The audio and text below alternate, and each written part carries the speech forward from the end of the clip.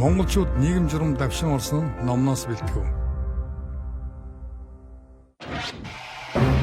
Боловсрол телевиз Монс өдөр хэвлэлийн газар хамтран хүргэж байна.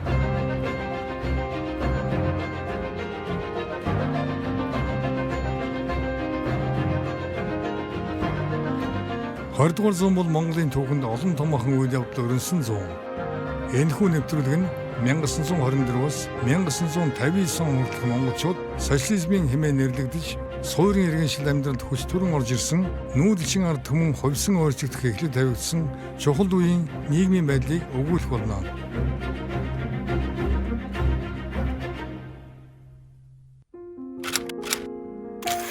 Зөвлөлт маягийн засаглал буюу бүгд найрамд Монгол ард улс бий болсон нь.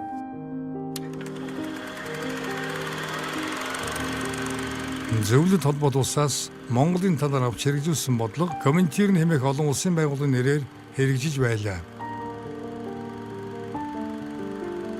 Монголд Коминтерны төлөөлөгчид ажиллаж өөрсдийн шийдвэрээ хэрэгжүүлдэг мэт байлаа. Гэвч үнэн дээр асуудлыг бүх холбоотын коммунист большевикуудын нам төв хорооны улс төрийн тавчаа шийдвэрлэж түүнийг Коминтерны гүйцэтгэх хороогоор дамжуулан хэрэгжүүлж байжээ.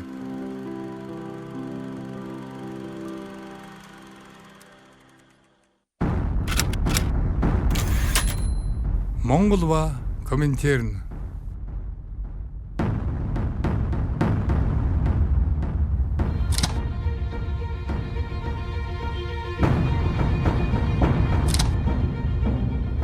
Элбэгдэр Жиринчино, Рискулов нар хоорондоо Коминтерны төлөөлөгчийн эрхээ боловсролон маргаснаар 1925 оны 6 дугаар сард намын төв хорооны шийдвэрээр нутаг буцаагдав. Коминтерны зүгээс Монголын нам төрийн удирдлагыг баруун зүүн хэмээн дотроос нь хагахын зэрэгцээ хөдөө, хүрээ, хөгшин, залуу болгон талцуулах үйл ажиллагааг илт хийж байлаа. Монголд хэрэгжих ёстой хэд зүйний үзэл үндэсний арчилсан үзэл санаатай зөрчилдөж Коминтерны төлөөлөгчдийн санснаар болохгүй байсан юм. Үүнд Коминтерны гүйцэтгэх хорооноос ардын намын зэрэгцээ залуучуудын эвлийг нам болгох, ардын намыг хаглан бутаргаж коммунист нам төрүүлэх зэрэг төрөл бүрийн оролдлого хийх шийдвэр гаргаж байжээ.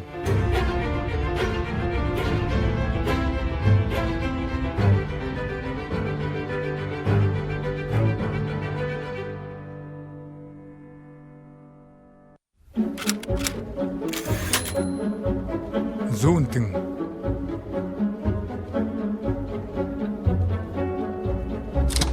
зүүнтнүүд нь зөвлөлт холбоот улсын жишгээр улс орноо хөгжүүлэхийг зорж байсан юм. Тэдний тусламжтайгаар улс оршуулыг хөгжүүлж, нийгмийн хөрөнгөлөг хэсгийг шахан зайлуулж, капиталист бус замаар хөгжих зорилго тавьж байлаа. 1932 онд зэвсэгт бослог гарснаар энэхүү алдаатай бодлогыг засаж залруулах алхмууд хийгдэж эхэлсэн билээ.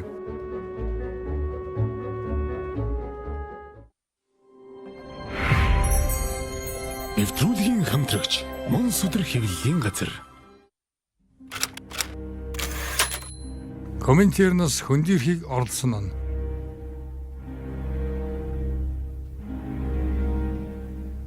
(1927 оны 1-р сард Коминтерны төлөөлөгч Амагаев дуран мэдэн Коминтерны гүйцэтгэх хороонд Монгол ардын хувьсгал намын өмнөөс илтгэл бичиж тогтоол гаргуулсан байна. Үүнд Монгол орны хөгжлийн онцлог бодит байдалд тохирохгүй залтууд орсон байв. Монгол ардын хувьсгал намын төв хорооны удирдлага дээрх залтуудын талаар баримтлах өөрсдийн чиг шугамаа тайлбарлаж хариу явуулжээ. Ийхүү Коминтернаас хөндийрх оролдлого хийгдэж эхэлжээ. Коминтернаас Монголын нам төрийн удирдлагад төлөөлөгч хэмээх нэг хүн байнга суулгадаг байжээ. Харин 1928 оноос 3 хүний бүрэлдэхүүнтэй төлөөлөгчийн газар ажиллах болсон юм. Коминтерны гүйцэтгэх хорооноос өөрсдийн төлөөлөгч нартай өгсөн нууц зааварт албан ёсны төлөөлөгчөөр монголчуудын нүдэн дээр ганцхан рейтер байх болно. Бүрэлдэхүүний бусад хоёр гишүүн Трубачев, Аширов нар Монголын нам төрийн удирдах ажилд биечлэн оролцохгүй байхаар тусгасан байна. Коминтерны зүгээс Монголын талаар гаргасан 52 зүйлтэй тогтоолын төслөө танилцуулав. Уг тогтоолын төсөлтэй намын төв хорооны төлөөлөгчид танилцаад хүлээж авч чадахгүй гэдгээ хэлсэн байна. Учир нь уг төсөлд тэр үеийн Монгол орны бодит байдалд үл тохирох олон жилээр сууршиж тогтсон сүм, шавийн ба хуучин ноёдын хөрөнгө малыг хураах зэрэг шийдвэрүүдийг тусгасан байжээ.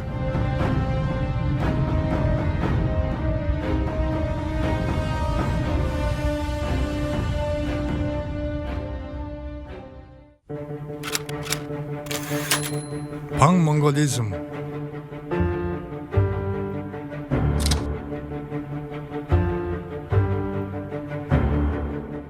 Бүх Монголыг нэгдмэл байлгах тухай буюу пан-монголизм нь барууны аюулын нэг үндсэн чиглэл байв. Монголын төрийн зүтгэлтнүүд нэгэн гэр улс буюу монголчууд туураг тусгаар бие даасан улс байх ёстой хэмээх үзэл баримталж байсан юм. Энэхүү бодлого нь Монгол үндэстэн нэгдмэл байх санааг илэрхийлж байв.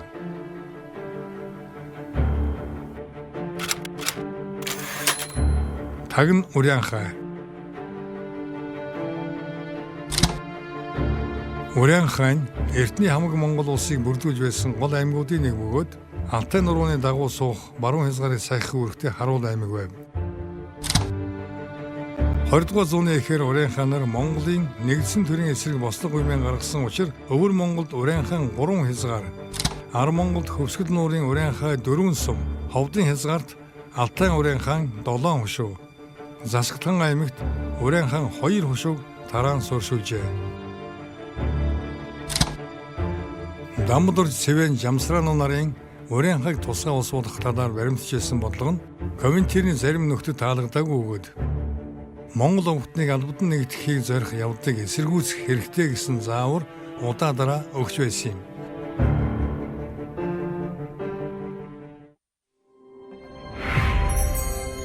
Нэвтрүүлгийн хамтрагч Монс өдөр хэвлэлийн газар. Коммунист үзэл санааны ялалт.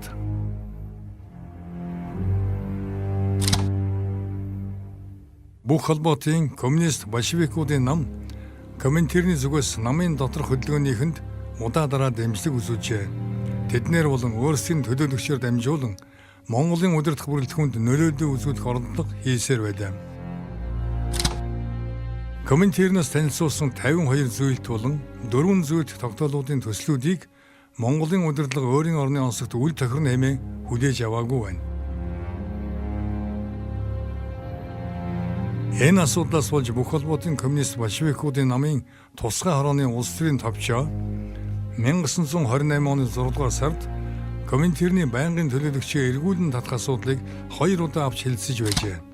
Тус хурлаас социалист ондыг Монголд хэрэгжүүлэх ажил сансан хэмжээнд хүрэхгүй байна хэмээн дүгнэж Монголын дотоод хэрэгт шууд оролцох шийдвэр гаргажээ.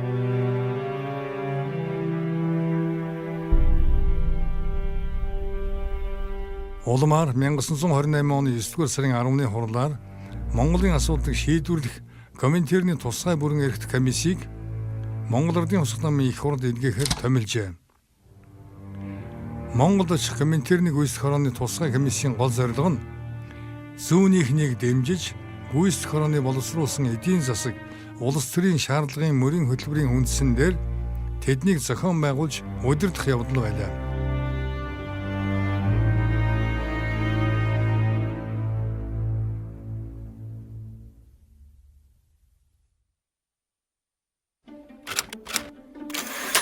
Намын 7 дугаар их хурд буюу коммунист үзэл санааны ялалт.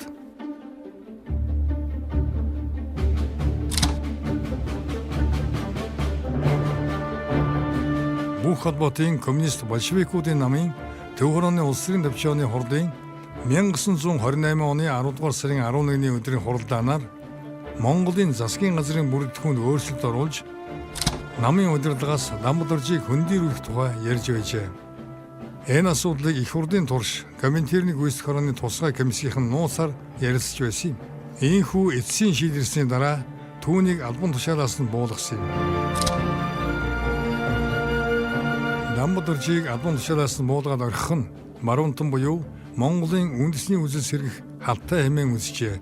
Ийхүү Дамбадоржийг зөвлөлт холбоот улс руу сургуульд явуулах, Жаданбийг зөвлөлт холбоот улсад худалдааны төлөөлөгчөөр илгээхээр тогтсон байна. 7 дугаар их хурл бол Коминтернээс ирсэн төлөөлөгчдийн зохион байгуулсан хурл.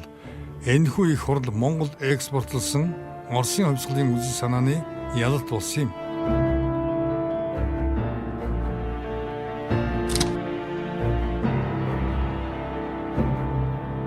Дараагийн дугаарт Монголыг удирдах гурвал эсэргүү бослого буюу большевик туршилтын үндсэн, зөвлөлтийн удирдлагаас Монголын талаар явуулсан бодлого болон шинэ эргэлтийн бодлогын тухай өгүүлэх болно.